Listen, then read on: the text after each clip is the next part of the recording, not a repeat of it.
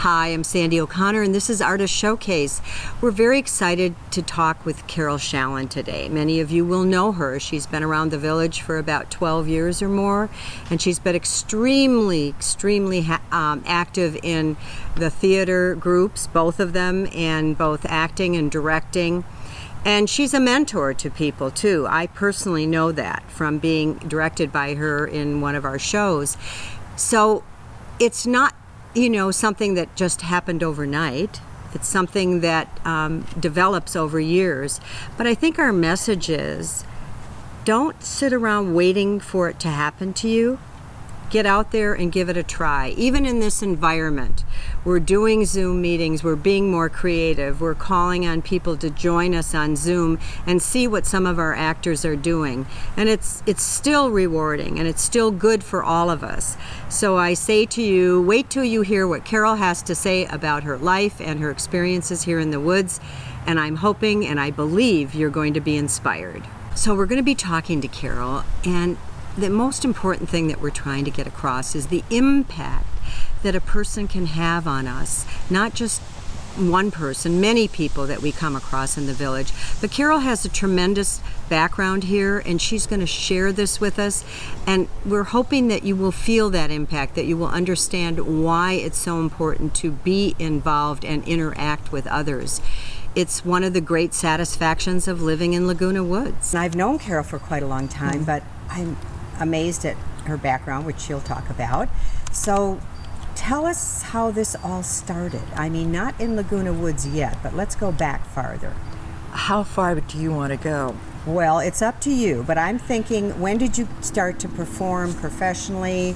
And probably that's a good starting point. Okay, I grew up in San Francisco. My mother remarried, and my stepfather decided that I should be able to speak properly. So he sent me to Elizabeth Holloway School of the Theater. It was a diction class, but they also had acting classes. So in my sophomore year, I went to Elizabeth Holloway, and the following summer, I went to the Pasadena Playhouse for their summer session, which was a fun thing to do. Pasadena was lovely in those days. Now it's called Old Town. Then it was just Pasadena.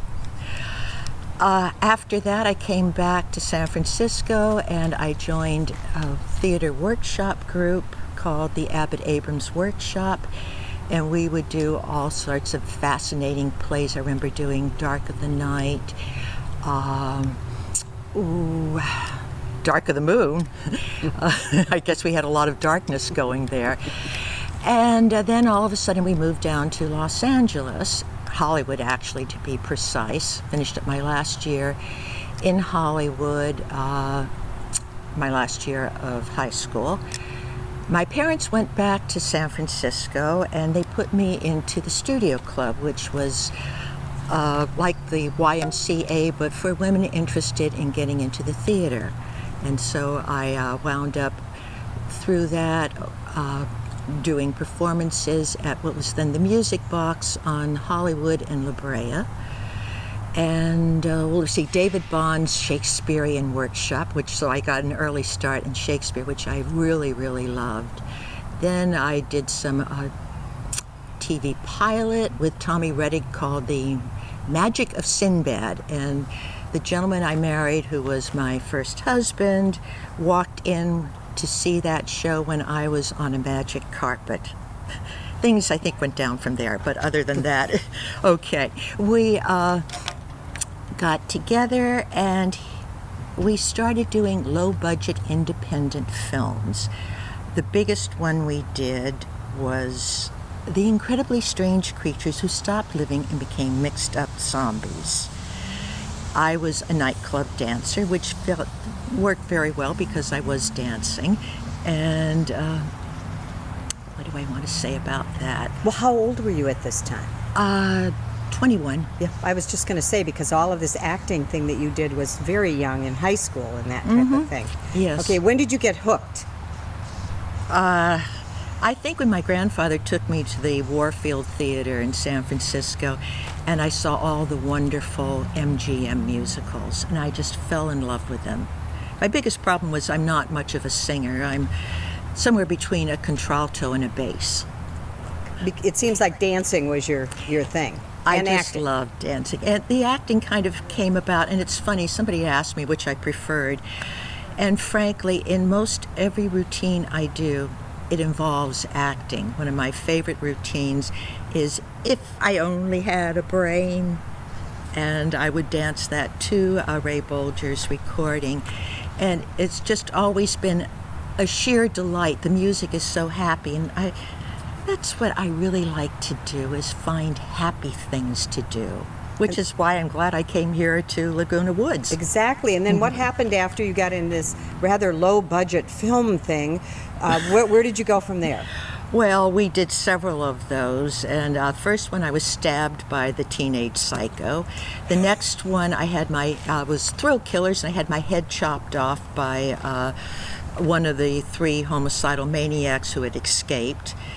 We went on from that to Rat Finka Boo Boo, which was this crazy mix. Started out as a horror film, The Leading Man Kissed Me. So my husband, who was the director, decided he didn't like this. It was too serious, so he turned it into a comedy. And we had our masked characters, Rat Fink, who looked somewhat like Batman, but not, and Boo Boo, his sidekick. It sounds to me like from that experience you had an intense need to do happy things. Yeah, definitely. Because, let's see, after getting my head chopped off, then I got abducted by the gorilla. And, so finally we made some cute little shorts called the Lemon Grove Kids. In fact, I was just thinking about it the other day because my friend Mark did some great grasshopper pictures.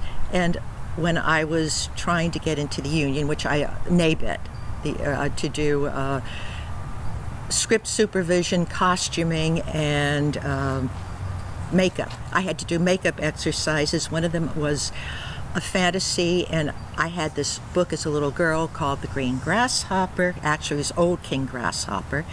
Wish I still had that book. It's selling for $675 on Amazon right now. But so I had this one lovely guy, and I did Indian makeup on him, and I did the Green Grasshopper, and we wound up putting that together as the Lemon Grove Kids meet the Vampire Lady and the Green Grasshopper from outer space. Oh my goodness. So yes, we did have some more laughs. Right, and the other thing I noticed is you tried to expand yourself right away, not just the acting, not just the dancing, but learning all different parts of the theater and the movies, right? Survival. When you're trying to be an actor and make it in Hollywood, you better have something to fall back on. I did Vic Damone's makeup when we shot his pilot down at MacArthur Park, and he did this most beautiful rendition of MacArthur Park. I met Leonard Nimoy on the set of Turn On, which was a spin-off of Schlatter's Laugh-In. And so I met in doing costuming, Joy Heatherton, a dancer at that time, all in black, was rolling around on this white cyclorama. And when she got off, of course, I was sent out to dust her off, and somebody turned to me and says, well, now that she's had the dusting, does she feel like a star? I cleaned that up a little bit. I got it. So what do you think was your big break being in that environment? You had some good stuff happen. I mean, definitely, but I don't think I really had a big break. We have a following. My acting name is Carolyn Brandt, and I still get fan letters. In fact, I just got one from Switzerland the other day. And I haven't done anything since, as far as Ray's old films, since like the 70s. wow. That's So amazing. but I do still get these fan letters, which is wonderful. It's just a delight. It got to the point we moved up to Vegas, and I couldn't earn a living the way I used to, and I finally wised up and said if I want to be able to support myself and 2 daughters, I'd better get my degree, because every time I worked, I'd get pushed up to a certain point and I'd hit that ceiling.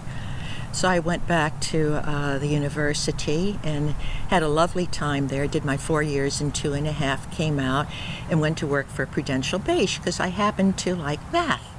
And I wound up doing muni bonds for the state of Nevada and several of the municipalities around. I think it's another thing that you see in many actors and performers is they have to reach to all of their talents, which you did with the math thing, because otherwise you may not be able to move forward, right? Exactly. And that just reminded me of, I started in because I was writing the official statements for the bond issues. And right now I'm back to the point where I'm doing a lot of writing. I'm putting programs together, especially now when we don't have our regular meetings or we can get up there on stage. I have wound up with working with Cece Sloan, and she's been doing a series of salons, and she's assigned me several characters, and I've had to do the research on them, which I'm a Scorpio. Scorpios are born detectives. They love doing the research. So that's what I've been working on most recently. So did you do some professional dancing? I think you did that. And where did you do that? Oh, my first professional job was up in Reno. It was at the Mapes Hotel. It was one of the classic old dinner clubs where you would have, the people would be there, they came for their dinner, their drinks, and then you would have a full-blown show. When I came in, Rowan and Martin were just wrapping up, and I went into rehearsal. We would put on a new show usually about every 2 weeks. When I came in, we had George Gobel and Anna Maria Alberghetti. George Gobel, by the way, was a darling sweetheart. I'd seen him on TV, and he was just a delightful man. So I jumped into that, and at that time, was the Mapes Hotel. They were also shooting The Misfits. So that was pretty exciting. I got to meet some of the people. One of the chorus girls was yearning to meet Monty Clift, and she did, and that's another story I won't go into now. But Eli Wallach did give his blessing to my first husband and I. We decided we were going to get married at that point. Wow, that is great. So from there, and something that I know about you is that you did this wonderful video with Jefferson Airplane. Oh, yes, Was White that during Rabbit. that period or after that? Or? Let me see. White Rabbit would have been a little bit later. It would have been the go-go years. It was in the 60s. We were, let me think. Well, Gracie Slick was out of town anyway, and they needed to get this up and going, so I was fortunate enough to get the opportunity to run through the water and be this ethereal creature who was a little psychedelic. But it's a beautiful YouTube. You can find it on YouTube today, and I still like to watch it. Well, so do I, because when you were doing it in Magic Jukebox. Oh, yes. Because you 50 actually... years after okay, that's how I can figure out the time on it. It was 50 years to the date, practically. 15? 50. 50? Wow, girl. Yeah. Wow, good for you. I've been holding together. Yeah, you were holding together really well. But I remember knowing that or finding that out during rehearsals, and I went home and looked at the video, and I was very proud that I was in this show with this woman who had done the Jefferson Airplane video, you know. So, and you repeated it so fabulously, I couldn't believe it. I still do the splits. I know, that's the thing. I couldn't believe you were doing the splits. That was way too much to believe, well, but you did. What they say is you rest, you rust, so you just can't stop. And that's the beautiful thing about being here in Laguna Woods is there's so many opportunities to do so much. I was lucky. I wound up with the 2 theater groups, which are just wonderful. One's more fun, one's a little more serious, but we go back and forth, and I think everybody belongs to both of them for the most part. They do. Yes. I think a big majority do. When you got here into Laguna Woods, did you know that these theater groups existed? My late husband and I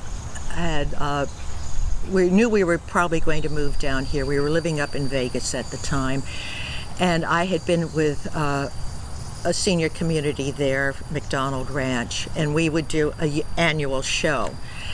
On the most part, I was dancing, doing a little choreography for some of the gangs. Our funniest number we ever did was Take Back Your Mink with the guys who were all comics dressed up as the girls. Oh. And but I looked around. I said, "Oh, there's just some folk dancing and some ballroom. There's no dance clubs." Now we do have a couple people who are doing classes, which Patty Cruz and Carla, I believe, is doing some now as well. But at that time, I said, "Oh God, there's no dancing. What am I going to do?" So I remember walking down the hallway, and Sheila Bialka stopped me, and she says, "You're my Cher." And I said, "You want me to audition?" We were getting ready to do Aquarius to Woodstock. And that was such a fun experience. I did that with Tony Barr, and we came out dressed really looking like the two of them.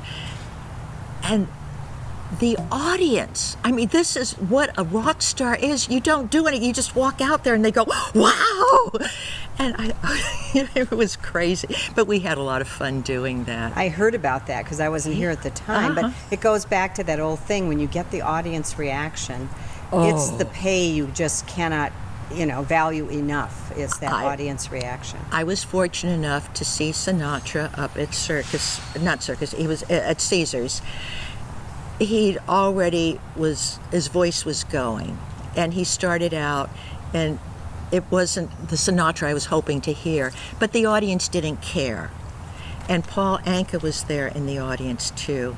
And as we get into the third number, it's Sinatra again. So yeah, there is great power in the audience. And so what was the first thing you did? The Aquarius to Woodstock. Right, and then from then on, was it just like on a roll sort of thing? I was very lucky, yes. The next thing I think I did was See How They Run, which was a delightful comedy. I would want to do the DVD on that.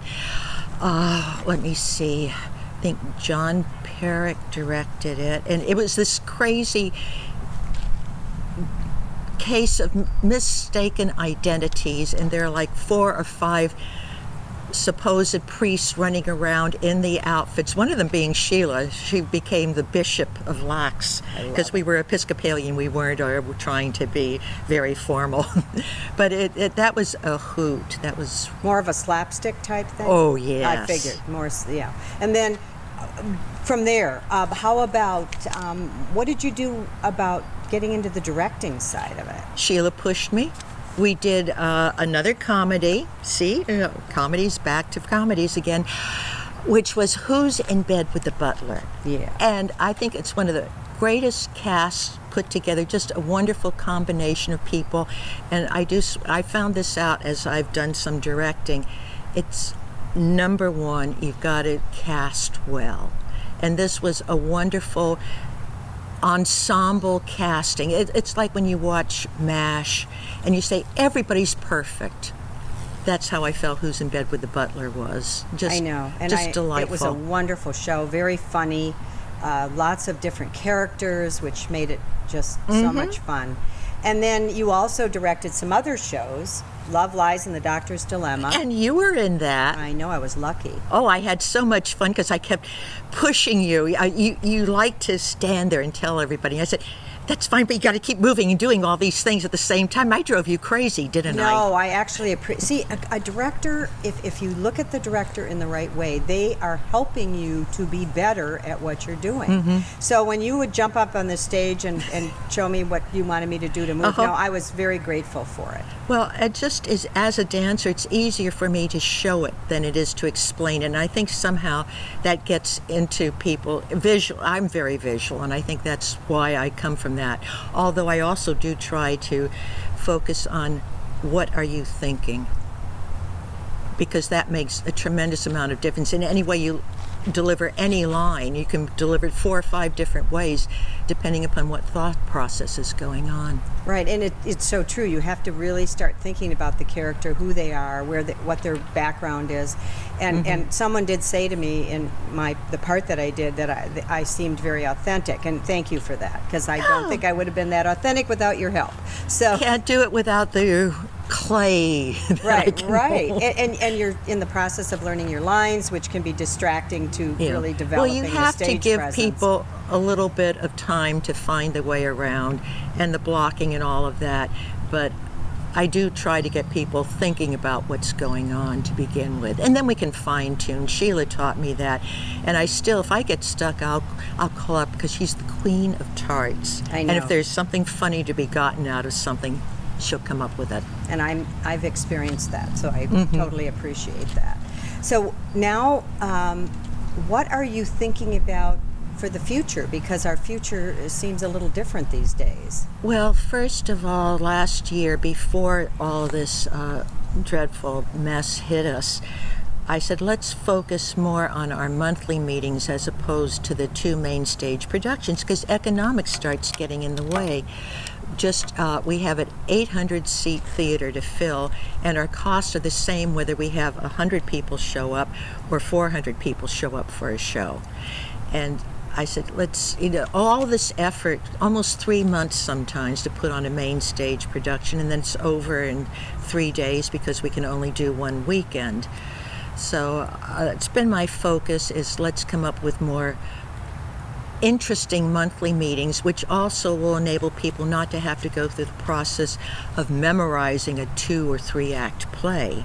But we can do a lot more readings, or we can break it up to where they have to memorize. It's a shorter segment. But and again, why are we doing this? Actors need to act. But the other thing I say is, if you're up there on stage, you have an obligation to entertain the people that are sitting there in the audience. If it's one person, that's all you've got to do. Aren't you surprised sometimes at some of these people that take a chance and really have never done anything? And come out? Yes. And they have something you don't know. Well, I taught yoga for a while too, and I used to tell the ladies, I say, there's so many things to do out there, and you have a list. Well, start trying them. You try this and you decide you don't like it. Okay, you just cross it off your list and go on to the next thing. But you may get lucky. You may find something you didn't know you could do that you absolutely love. And that's, again, something that here in Laguna Woods, we have so many things to choose from. You can't ever get bored. No, only if you sit and don't get out there in one form or another, whether it be on Zoom or whether it be in person. Yeah. Right. And I know several people that had never done anything and came to Laguna Woods and started to thrive because they weren't afraid to go for it. Give it a shot, It's not an intimidating place. Oh, heavens, no. I think for the most part, we all want to see people do well. And what a lovely, just to do something and see people smile. I'm fortunate because I worked with Carol. She directed me in Love Lies and The Doctor's Dilemma, and we did have a wonderful time. But you see, we all have to get to that place where it's really something that we're proud of, and she really helped us to get there. And for me, it was very important because I had a lot of monologues and we had to make it a real character-driven experience, and she really helped me do that, as she did other actors in this show. So I am really proud to have been a part of that and many other shows, but Carol, in this particular show, really made me feel like I could do more. Carol, I know you've lived here for about 12 years. How do you feel it changed your life? Well, when I came down here, I was hoping to keep my dancing going because there was a strong emphasis for that back in Vegas. But there really wasn't. And so I did get back into theater, which I had not done a lot of over the years. I just kind of fell away by the wayside, and the opportunities weren't there when I was living up in Vegas. So all of a sudden, there was an audition about 3 months after I came here, and I went out for it, and I was probably going to be in it, but then they had to cancel. But a few months later, I got this call from Sheila saying, "You're my Cher." And I guess that was the slippery slope that I wound up on. And you have worked with and coordinated with so many people. Oh, it's been a delight. There have been so many good people, and I'm thinking now of all the wonderful people that have come and gone. Unfortunately, I have 2 people who have gone come to mind. And I shouldn't say unfortunately, because Benji, whom you worked with over and over again, I remember the first time I saw Benji reading we were doing 12th Night, and I looked at her, I said, "Where have you been, and why aren't you doing more of this?" And she, whatever it was, she had her chance to shine in the years that she was here, and I'm so happy. I was looking at pictures the other day thinking, oh yes, it was Benji. And then the other one, of course, is Odette, both of whom were in Love Lies, and not Love Lies, but Who's in Bed with the Butler. And Odette I always called Queenie because we did Midsummer's Night Dream together, and she was Queen Tatiana, or Titania, and I was Puck. And then she went on afterwards to do that beautiful Lion in Winter where she was Queen Eleanor, right? And you look at these people enjoyed what they did. They loved it. And they went out happy. And I think they shined their light on everyone else. Absolutely. Because you could see it when you were watching them on stage or even in rehearsals, They really did have a way to shine it over so many people, because some of the shows were very large. Oh, yes. Yes, but they always did stand out. And we have a new crop of people that are coming up. So that's what's exciting, is that I guess I'm going to be one of the old timers now, 12 years. You and me too. But yeah, it's a delight. Somebody walked in a few months ago and said, I do costuming. Oh, you do costuming? Great, here it is. It's one of our challenges, finding people who want to do that, yes. Well, it can be so much fun, and we need to start doing, when things start up again, do classes again. In fact, I think our emeritus class is going to be offering a thing on women in fashion this afternoon. I'll have to get back and check my schedule. Right. We check our busy schedules these days, which is kind of a laugh. I know, because there have been many days where we had way too much scheduled. Now, it isn't as heavy duty as it was. That's the point about living here under normal times. People are busier now than they were when they were working, and they all have to check their schedules because they don't know if they're going to be available on this day or that day. And that was very prevalent. Very prevalent, yeah. We really all did that. And again, it was the camaraderie, I think, that made such a difference for all of us. Of course. I mean, look how delighted Mark and I walked down to the creek in the morning. We bumped into someone we know. It's wonderful. There we are, social distancing, chatting away. It's just a pleasure in the little things in life. And that's the one good thing we get out of this. Hopefully there are more, but is to appreciate what we do have and appreciate things that we've taken for granted. Perfect way to end your I segment. hope you enjoyed our conversation with Carol, because she certainly has had an impact. And I think that that's what we're trying to show you, that we as women especially have a real opportunity at this time in our life to not only impact our own selves, but to impact others. And if you're involved, even if it becomes involved in a Zoom presentation, you're going to feel a community of people, and it's going to be good for you, and it's going to be good for them. It's one of the great blessings that we've had, is this wonderful interaction that we've had together. So we're going to put some contacts on the screen at the end here so that you can contact us and still get involved even in this environment that we are going through.